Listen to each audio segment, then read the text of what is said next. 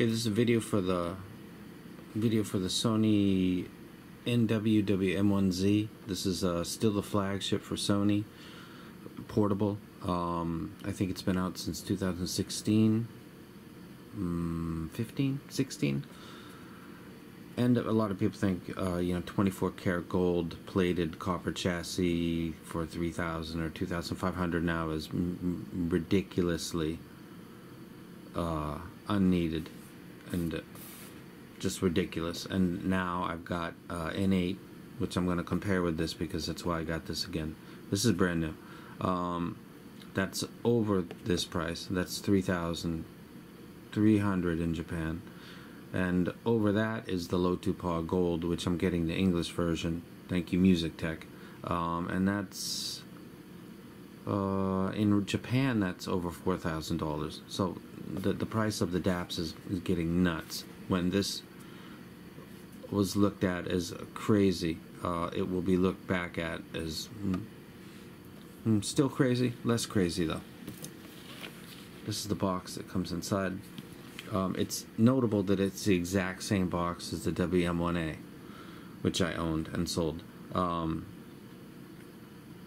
You're not going to get any special treatment because you got this device. Inside you've got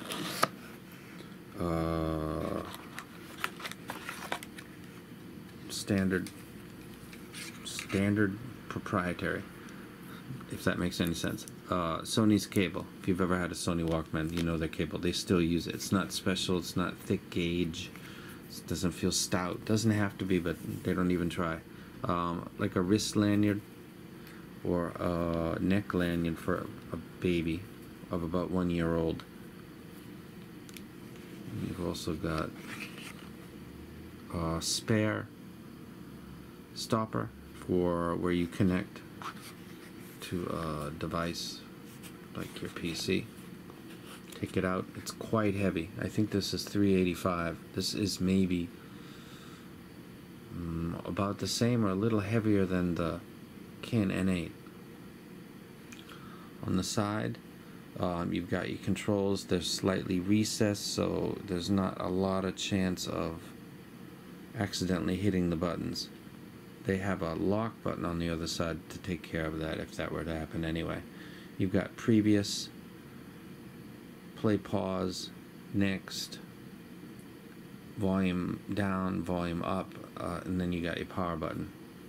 On the top you've got 3.5 standard, and then you get 4.4 balanced.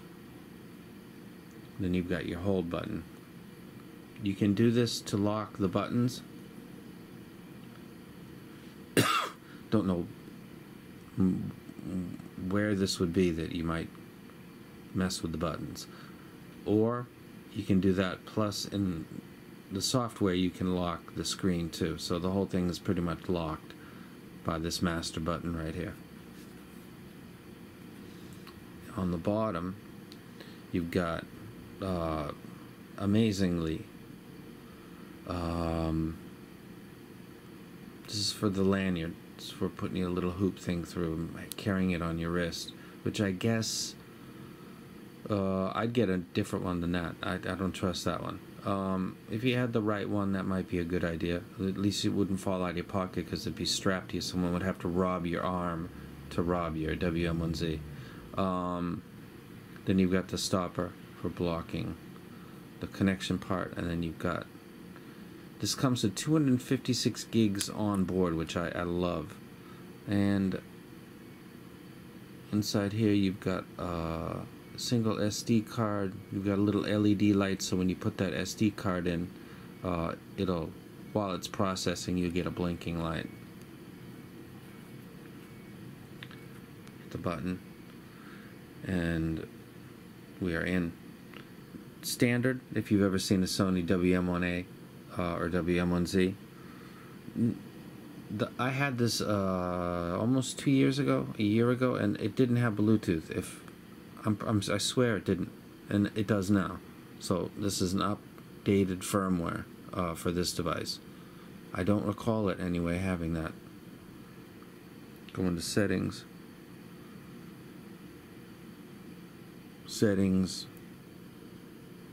Add to bookmark, add to playlist, change black playback screen, detailed song info, display lyrics.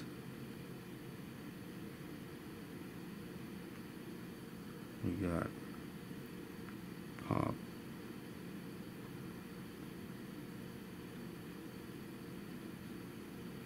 Codec DSD, sample rate 2.8, 1 bit, none. Close that. Go into settings, playback settings, repeat all, repeat one. Select range, all range.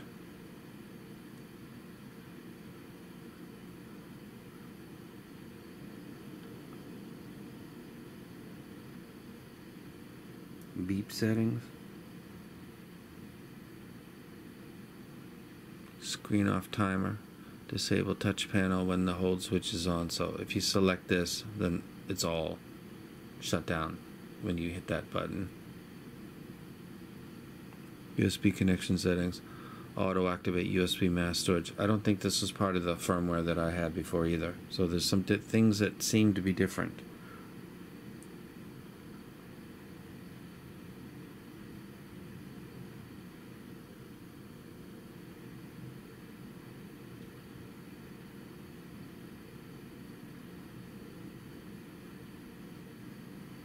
LVS volume limit, high gain output, left right balance, high gain output, terminator jack.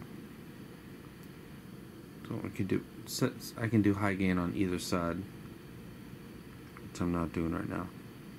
Left right balance, DSD settings, DSD playback filter, slow roll off, sharp roll off. Gain set 0 or -3, which is what they do stock, so I'll leave that, trust them with that.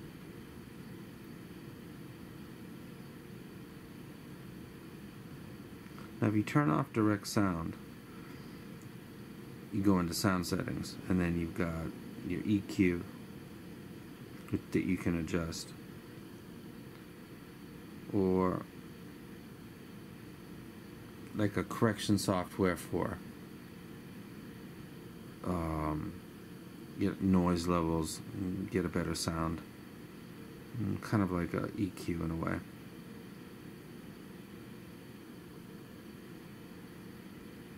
Makes the low frequency phase characteristics of the player closer to a traditional analog amplifier, and then you can select which ones. Type A, type A low, high, B standard, high. Not actually using that.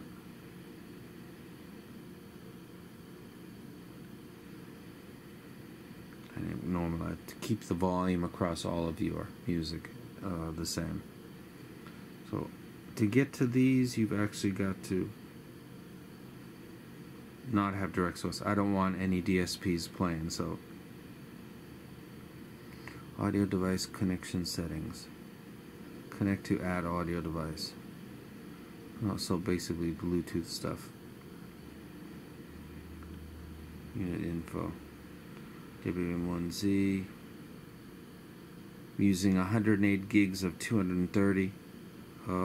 Free total, let's see, 1,711 songs.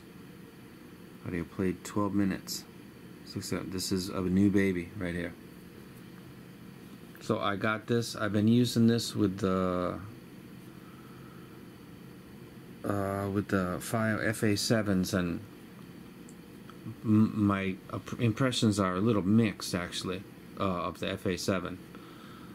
This has a kind of a warmth to it slightly, and the FA7s are not doing well with that. I have the low 2, which is dead neutral, coming tomorrow or the next day, and then I'm going to get that and do a review if that goes well with the FA7s, because it doesn't play so great with this Sony, which is weird, but it's not. The vocals, for example, in this thing are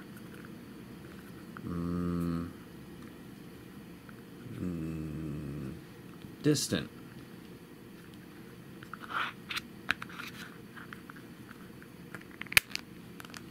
highly recommend getting cover for this thing immediately so that you don't have any issues with the thing. So that's a WM1Z. I'm going to compare it with the N8.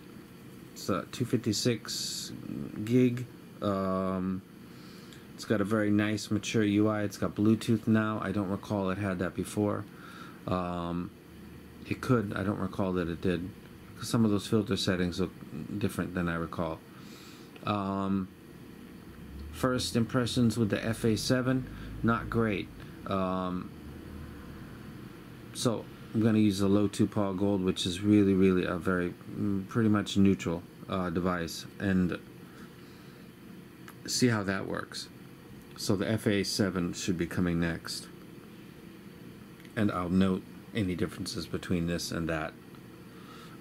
Listening to other IEM with this, which I did real quickly, because when I heard the FA7s I thought, whoa, what? I paid $2,800 for this thing. And then I listened to the DM6 and EX1000, and everything sounded fine. So the FA7 sounded a little weird. Subdued. Subdued would be the word. I had to crank up the volume to get what I thought I was getting with other sources. So that's the WM1Z. It's heavy. It's well built. It's got a lot of onboard storage. It does have Bluetooth if you want to connect a device. LDAC is the Sony thing, so it's automatically LDAC. Sound quality is fantastic. First thing I listened to this was Wish You Were Here by Pink Floyd, and I thought it was absolutely amazing. Listening to the FA7s isn't working out really great right now, so I'm gonna go ahead and lean on the low 2 and see how that works out. I graphed the FA7 and it graphed out fine. There was no problem. Now I'm going to push this button, and this is basically sleeping now. And I don't need to worry about it doing any weird stuff. Like, I better turn it off, because if I forget, I could do this for a week, turn it back on, and it's not going to have a problem.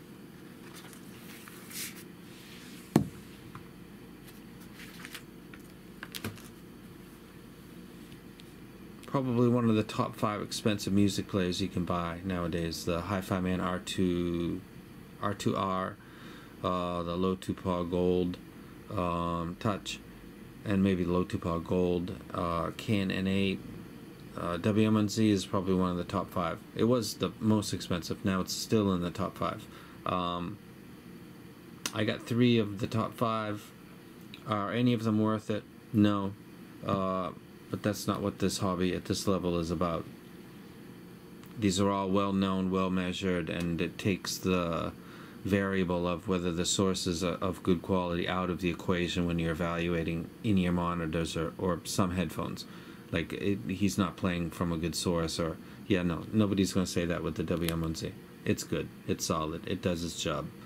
It's expensive, but it's not as expensive as stuff that's coming out, and when Sony makes their next player, it's going to be $4,000 easy. That's coming. This is gonna seem like a bargain. I don't think anybody would have said that 2 years ago. I'm saying it now. Whatever Sony releases next for their portable flagship is going to make this look like a budget special in aisle 7. Seriously. So, going to use this with several different things and try to get my brain around it, because it's not working great with the FA7s. I don't know. That's only single-ended, though. I'm not doing 4.4 yet because I'm using the stop cable on the... I got them right here. I was just doing it, and then I put it back in the box and decided to rebox it. So, I'm going to be using it. And that's it for now. Go to sleep. And you can sleep for a long time. Yay. One less thing.